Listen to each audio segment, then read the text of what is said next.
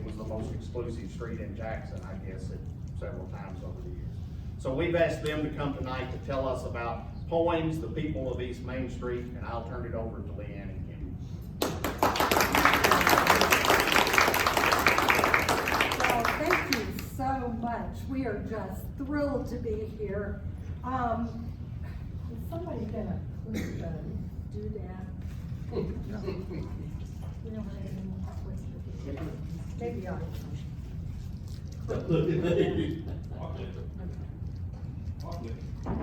Okay. Because I'll stand right here. If I don't, I'll get all kerfuffled. So there are 15 houses that remain on Main Street. Unfortunately, we have lost about that many to storms, tear downs, other things. Kemp and probably about 5 other members of Poems are responsible for saving the houses that we have. They are all on the National Register of Historic Places. They range in date from 1857 to about 1930. The people who lived on East Main Street. We had 2 mayors, 3 bank presidents, 4 merchants or leaders of significant Jackson businesses, a couple of judges, including a judge at the Nuremberg trials, 2 major investors in Marathon Motors, or how many are familiar with Marathon Motors? The only automobile built in Jackson. 2 college professors. We had several Civil War soldiers. I believe they were all Confederate. And social leaders in the community. It was really, as Ricky said, a significant street in Jackson. We're going to tell you about some of them, and I'll know you're getting bored the first time somebody falls off asleep off your chair. So if you get tired, just raise your hand and go, no more, no more. I believe we're here until, what, 11 o'clock? We won't keep here that long. AM, yeah. But we will tell you about some of the folks here, and we want to tell you their story. I like telling you the story in the midst of the facts, okay? So we will tell you the story, and we will try to allow time for questions if you have them. So we're going to start out with the Wisdom House with Kemp. So Kemp, kick it off. Oh man, well, all right. Well, thank you so much, I'd like to say, for asking us to come tonight. We appreciate it. And many of you I know and recognize, some of you I don't. But anyway, I'm Kemp Reed, and I have lived on Main Street for 43 years. So it was in its infancy when I moved there. But anyway, I live at the Wisdom House. Originally, I lived at the McKinnie House. The McKinnie House was destroyed, unfortunately, in the tornado of 2003. And it was built by Sue Wisdom Duke, who was Mr. John Wisdom's sister. And Mr. John and Sue's husband owned the Wisdom and Duke Grocery and Mercantile Company here in Jackson. The building is still standing, and it's on, is it on Church Street? Liberty or Church? It's on the corner of Liberty and Main. Well, anyway, it's where they had the gym at one time, the exercise gym and stuff. Anyway, the door little still has their name, the cast iron door little there still. If you're walking down that street someday and you see Duke and Wisdom, that's the building where their mercantile and grocery company was. That house was built by Mr. Wisdom for his bride, Miss Lucy Kate Merriweather, and in 1808. And he ordered the blueprints from a firm in the East, in Philadelphia, I believe. They were so detailed when they arrived that he could not find a contractor to take the job to build the house. Everybody looked at it and it was just over their head. Of course, you gotta realize that Jackson didn't have as many artisans at that time as they do now. I mean, this was a small place, probably 4,200 people, maybe something like that, 5,000 at the most. So he acted as his own contractor, put together the best artisans he could find between here and Nashville, different places, and brought them in and had the house constructed according to the blueprints, which at the time were very advanced, especially for this part of the country, because the house had running water.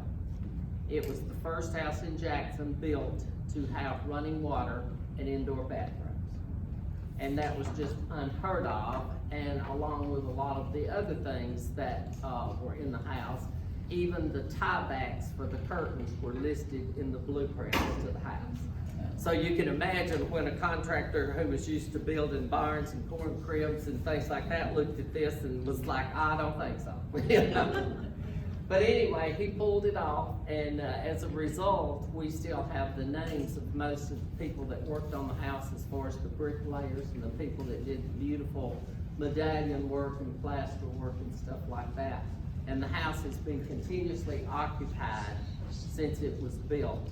So it's been occupied now for 142 years. So Miss Kate was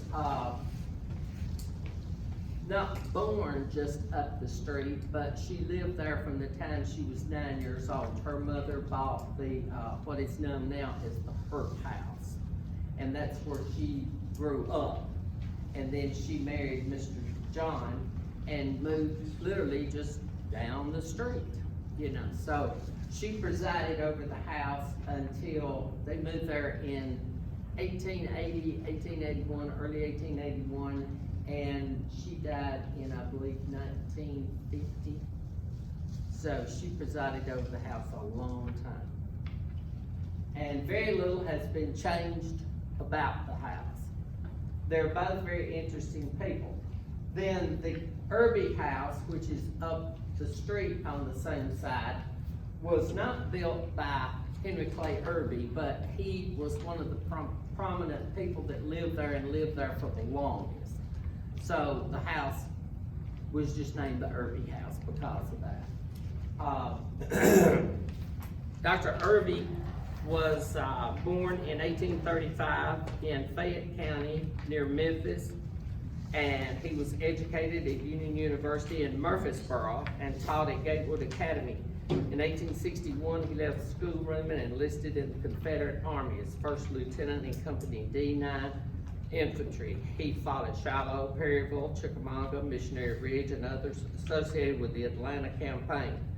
He was promoted to captain. Sadly, his brother, who enlisted with him, was killed on the battlefield at Stones River in Murfreesboro on December the 31st of 1862. After the battle, he was severely wounded in the battle at Perryville, Kentucky in October of 1862 and was left on the battlefield. A young woman by the name of Elizabeth Eubanks, who lived nearby, heard about his condition and brought him to her house and had him nursed back to health. When he was finally recovered, they married on November the 8th of 1862. He was 27 and she was 24, which was not young at that time, you know. Soon after he left and rejoined his command. After the Atlanta campaign in 1864, Captain Irby transferred to the quartermaster's department and stayed there till the end of the war in 1865. In 1867, Dr. Irby founded the McKenzie College, which we know today is Bethel College. And he stayed there. He was president for some time. And then they offered him a job here at the college for the Southwestern Baptist University. It offered him a job, I believe, in the mathematics department. And he accepted and moved to Jackson and moved to the house on Main Street. Now, the Irbys didn't have any children, I don't believe.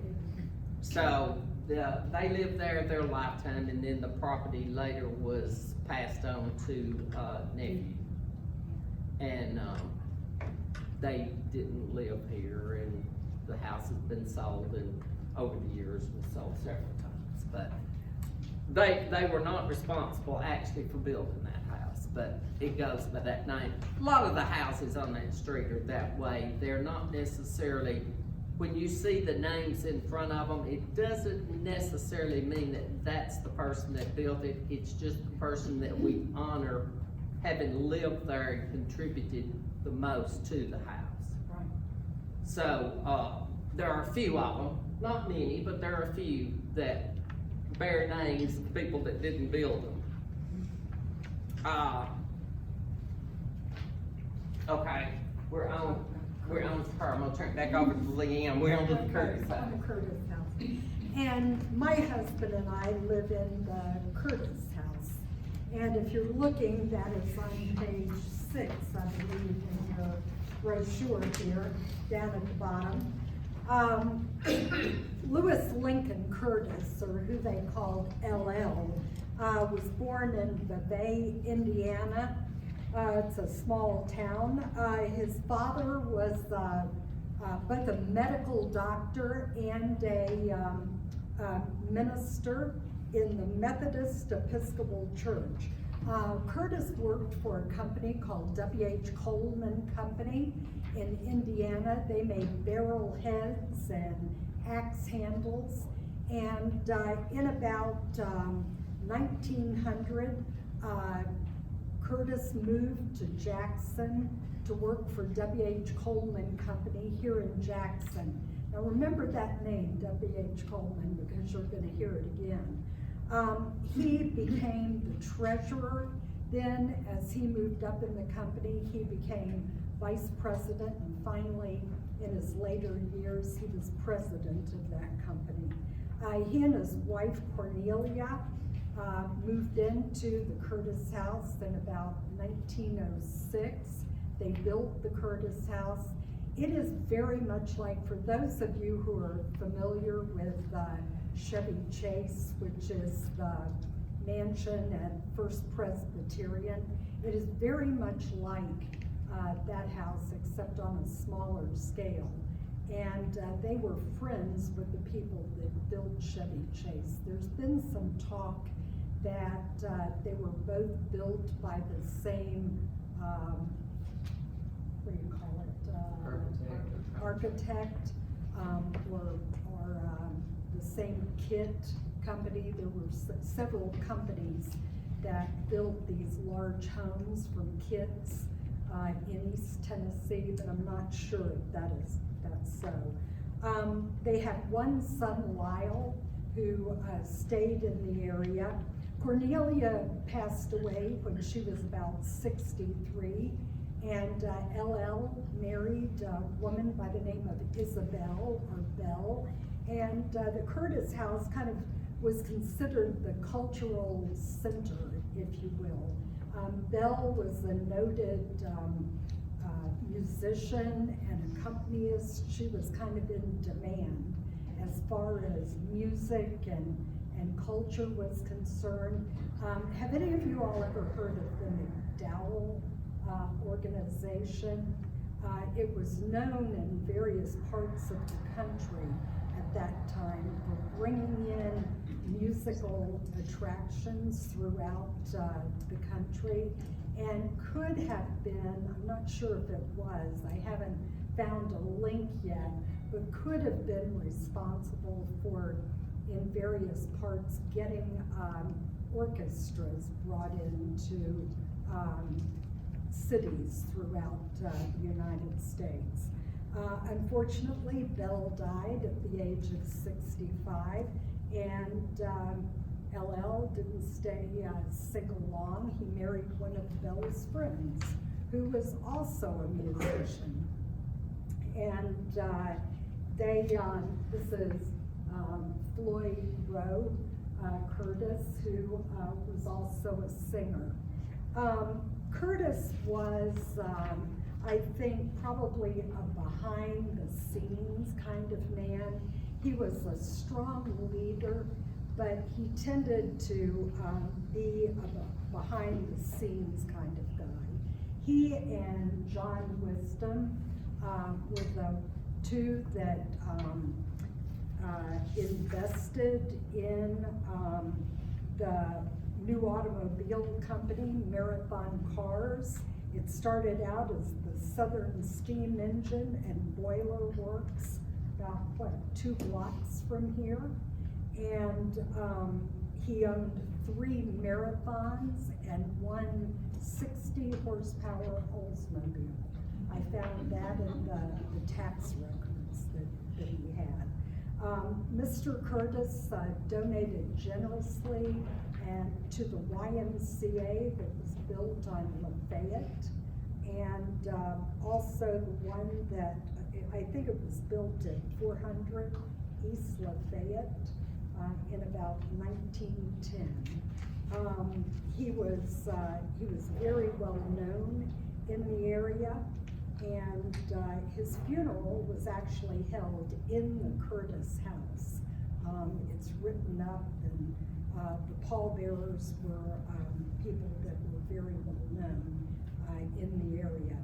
He and Cornelia were both taken back to Indiana to be buried, to Indianapolis.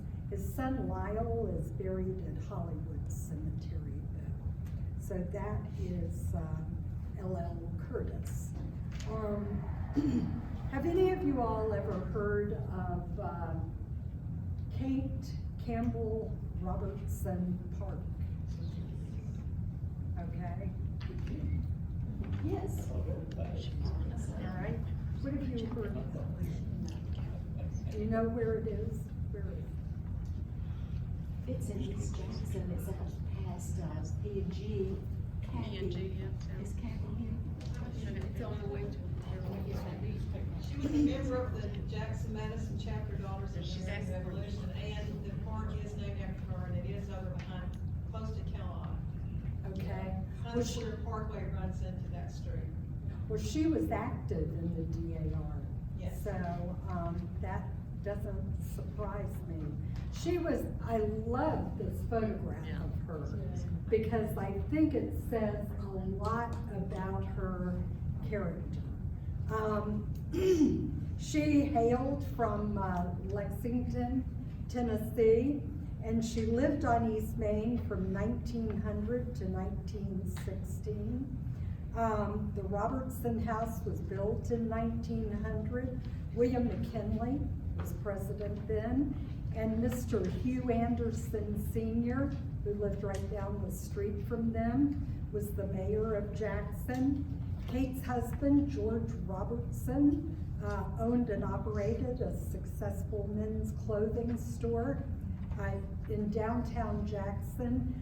It was located on the northwest corner of Main Street and what is now called Highland Avenue. Do you remember what it was called? Market Street, that's right. The building is still standing today, and it houses the WNBJ studio and the custom jeweler. So that's the building where G.H. Robertson's clothing store was, and it was the place to go for men's clothing.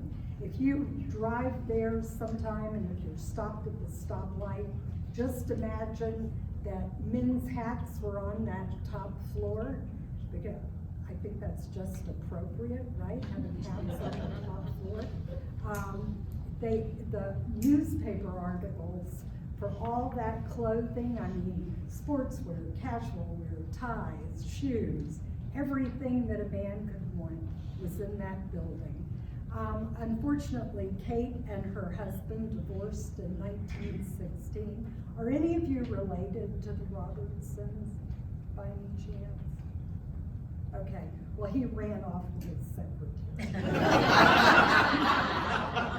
Were you not going to tell that if anybody was Exactly, I didn't want to tell if anybody's related.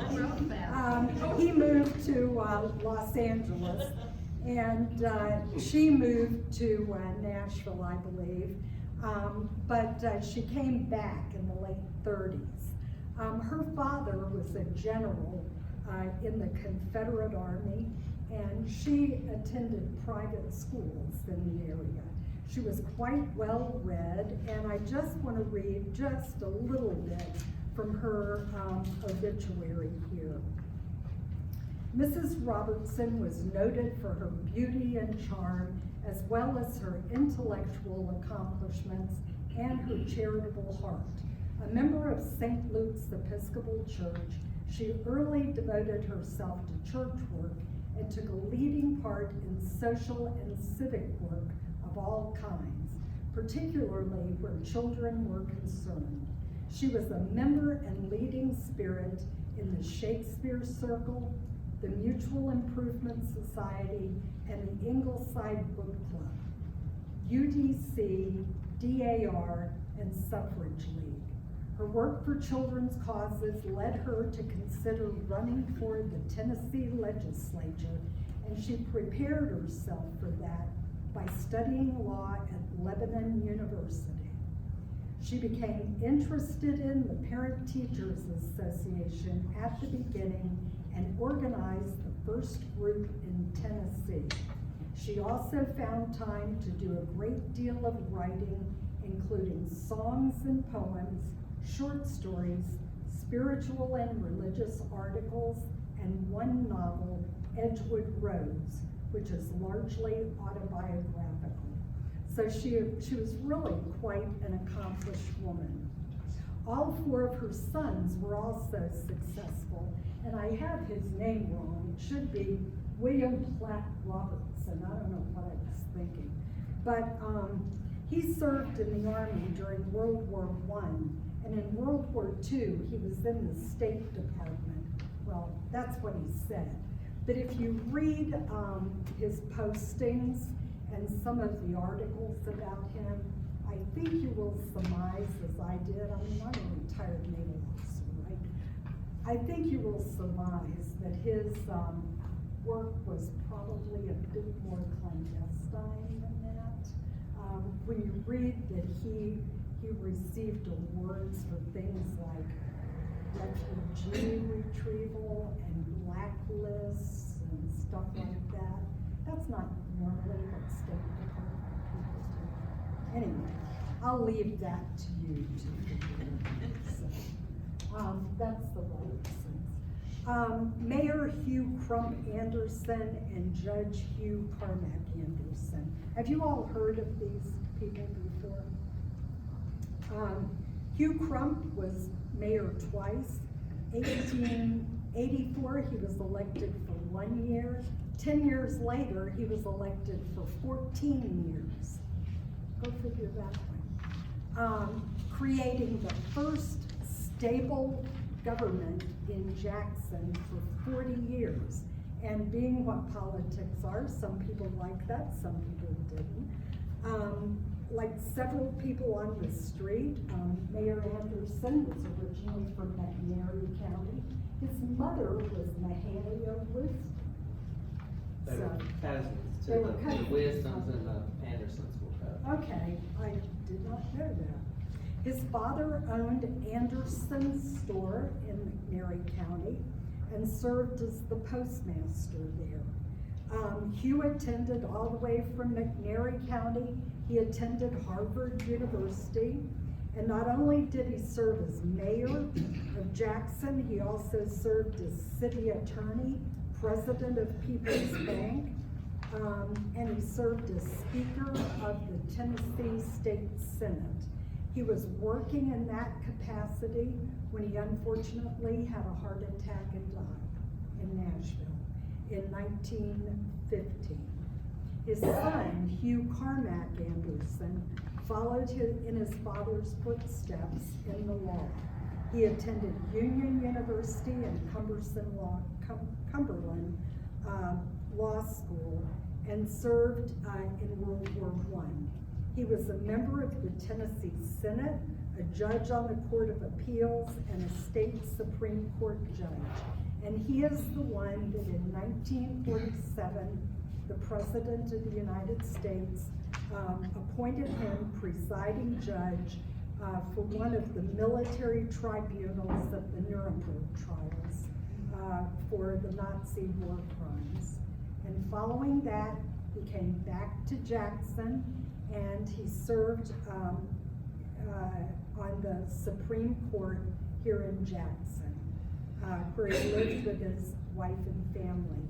And then he was awarded what's called the Order of the Coif. And I was not familiar with that till I asked a couple of lawyer friends. My son-in-law is a lawyer. The Order of Coif for an attorney is like the highest award that an attorney can get. It's what usually Supreme Court justices get. And that's what Judge Hugh Carmack Anderson received. So that was quite an honor for him. So that is Hugh Carmack. Again, a tragic death here. He went over to the courthouse, and he had a key to the elevator. So he would unlock the elevator and go up to his office. Somebody had already unlocked the elevator and had taken the elevator up. He unlocked the elevator and stepped in and fell down the shaft and died. I mean, just a tragic death. I don't know if you want to know about this. Oh, that's exciting. All of these things I learn when I'm reading newspapers. Would have been more exciting if he'd have been pushed, but. I guess, but, We don't really know though. Well, I think that the article even kind of says that he opened it up and then was talking with somebody and just kind of stepped in. right, I think you're right. I think he was talking with someone. He actually didn't die immediately. He fell, and they were hoping he would survive, you know. If you know Lawrence Taylor, Mhm. who, the old country store. Right. His dad was the custodian at the courthouse, and Lawrence was in school close, and he was about 9 years old, and Mr. Anderson was in such a tight place that Lawrence's dad came to school and got him and lowered him down in that elevator shaft to try to put straps on him to bring him out. Oh, Hear Lawrence tell that story. Wow. And as Paul Harvey used to say, that's the rest of the story. Diane, thank you, because Lawrence is a good friend of mine, and I didn't know he was in any way involved in it. He doesn't talk about it much. It's the only thing he doesn't talk about. Thank you. What did we talk about?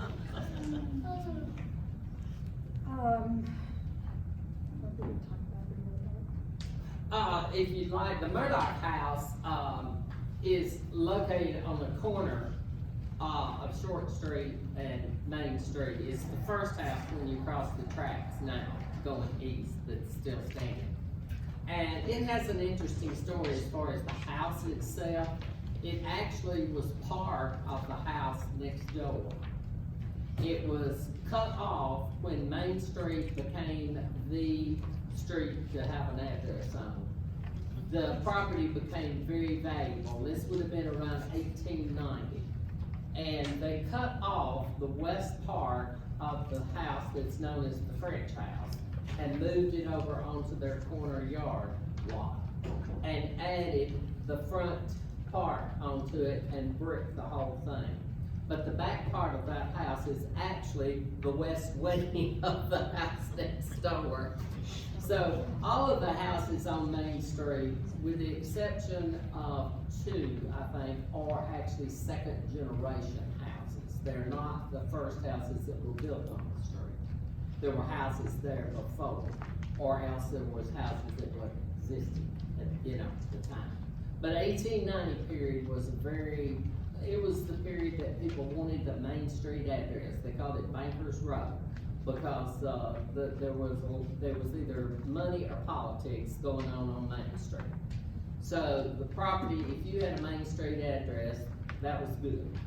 And the people that owned any property lots at all realized this, and like the house next door to us now, that was the Pegues property. Well, the old Pegues house sat back a long way from the street, and they divided the front yard into two different lots and built the Tomlin house, which was next to the Wisdom house. It was destroyed also in 2003. And they built the house next door, their new house, the Pegues house, which was actually the home of the Mowers that owned Moore Studio. They lived there for many, many years. And so all of these houses have taken on new life, or else they're second generation houses that are on the street, with the exception of maybe two. And the Murdocks were connected also with the Lines. And Dr. Line was the one, well, I say Dr. Line, I think that may have been just a title that was given to him, that he donated the land for the old Union University campus. And his house stood about where the front of the dollar store is now. It stood on that property. And it was destroyed, it was built in 1835, I believe, and it was destroyed by fire in the 1930s.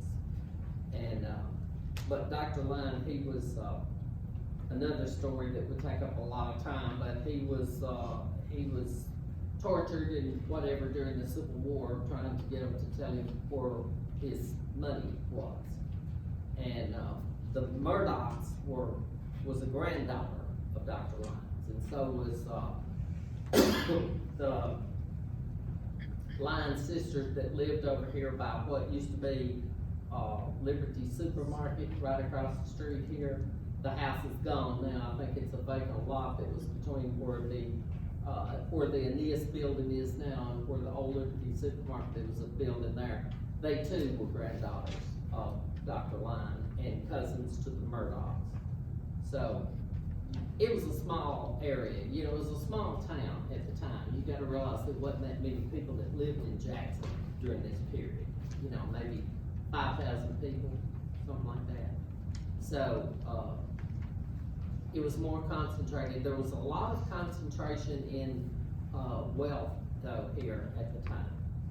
A great deal, because it was, for the ones that made it through the Civil War and were able to hold on to any finances at all, they were able to develop that finance and expand it, and they did. So that, the Murdocks they're not here anymore. We was living on Main Street when the last of the Murdock boys died, though, which has been since 1980.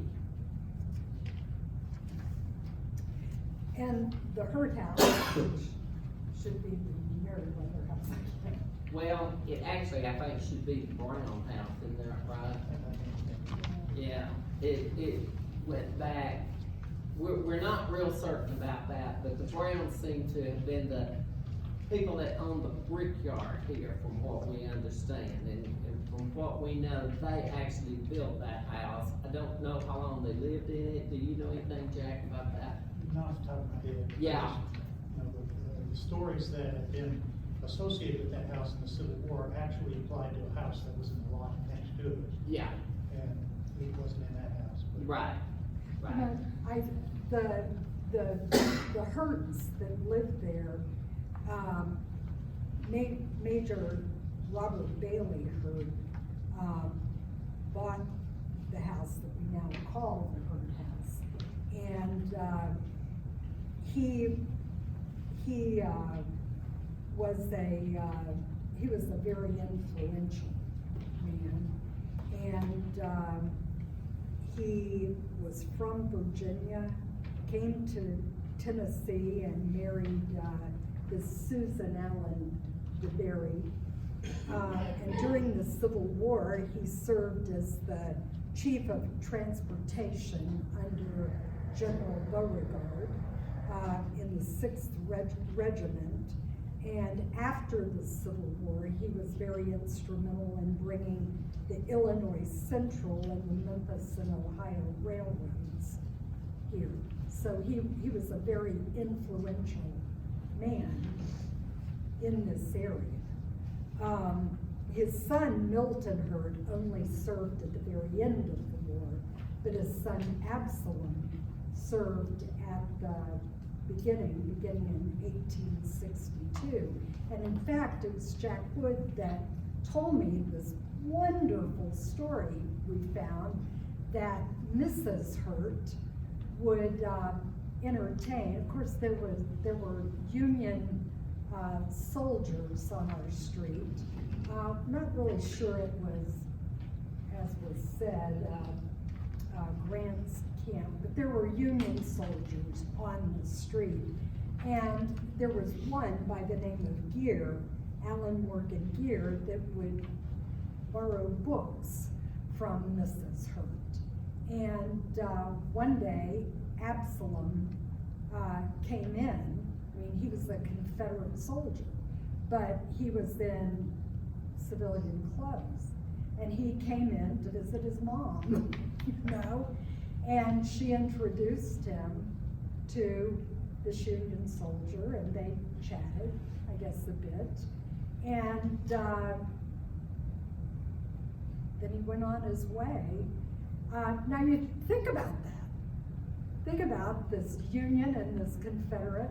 I mean, at any moment, the Union soldier could have reported him as a Confederate spy, and we don't know why he didn't. I mean, he could have been unaware, he could have chose to ignore it, or he could have wanted to make sure he kept getting his books, right? And there's every indication, I think, in the book that he would talk politics with her, right? She would not accept payment from a Union soldier in federal currency.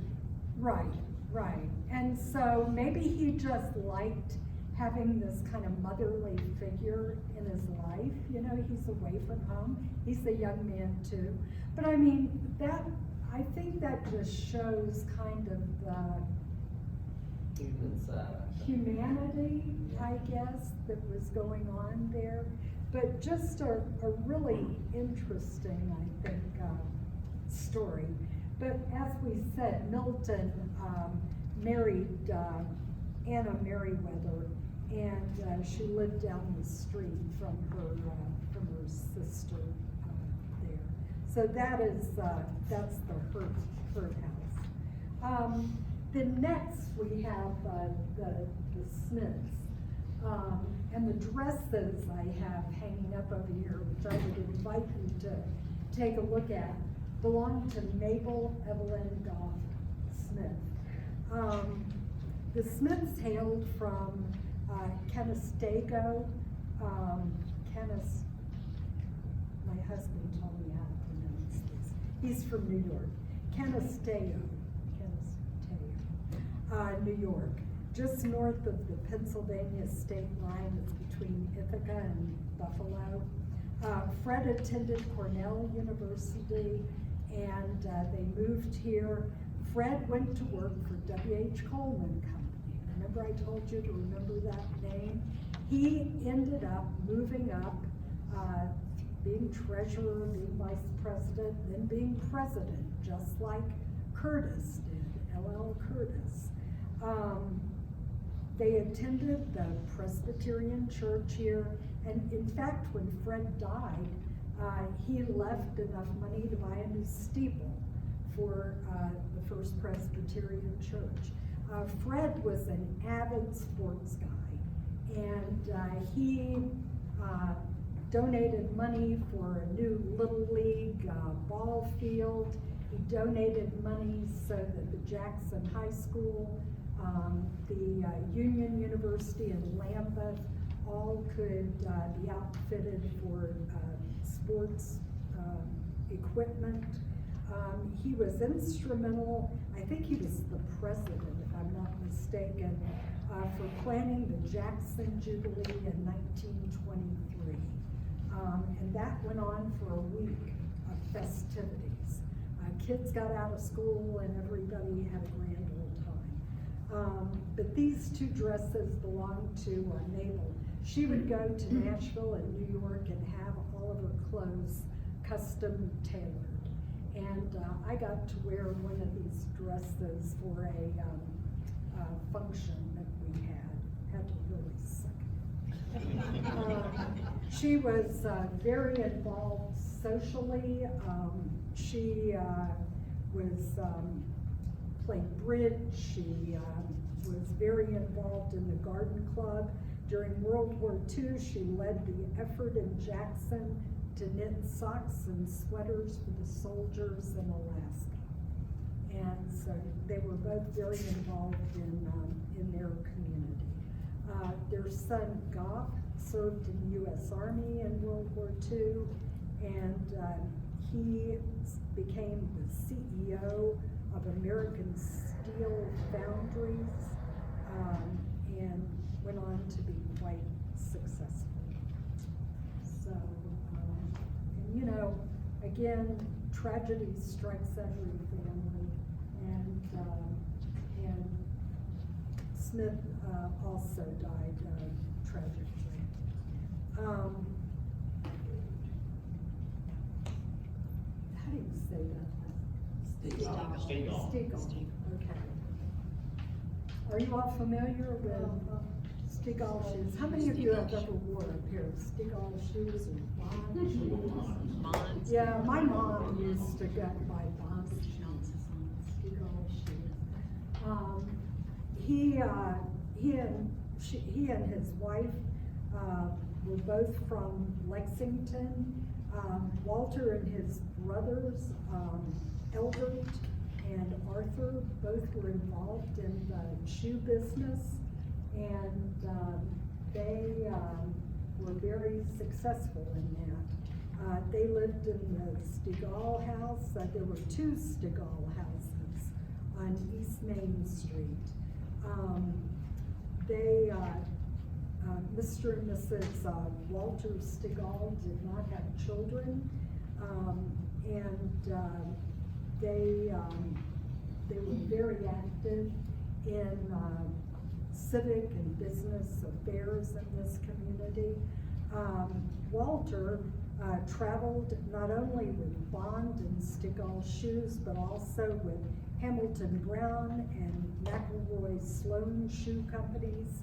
Then he went into business with New York Life, and his motto was, I love this, don't think of insurance when you see me, but think of me when you buy insurance.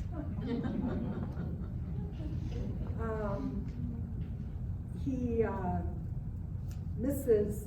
Stegall, the newspaper articles about her showed that she was a frequent traveler all over the U.S., particularly East Tennessee, and to visit her friends all over the U.S. Again, a tragic death. He died by suicide.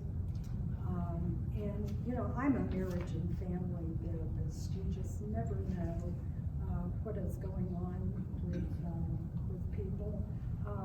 You know, I have suicide in my family, and that's always a very difficult thing to deal with. But I mention that because, you know, life is full of hard times, and if we don't look at the hard times as well as the happy times, I mean, you know, that's kind of what life is about, right? But people on East Main Street, we have lived here for about 8 years now, and my husband and I say we are not the owners of our house, we are just the caretakers, because we feel like we need to pass it on to somebody else. We have learned more about our community through living there just about anywhere else, and we've got the best neighbors in the whole wide world, including this guy right here. But we appreciate people like you who like to learn about mental. Do you have any questions for us? Kemp, a couple of things that you had told me about your house that I'd like for you to tell about, the Yeah. upstairs bathtub and trying, Yes, as I and also mentioned, about the tunnel funds. I mentioned earlier that the house was designed, and it was the first house in Jackson to have running water and indoor plumbing, indoor bathrooms. And people think, well, you know, how did that work? Because, you know, and I'm not sure how the stormwater system or anything was set up at the time, but there was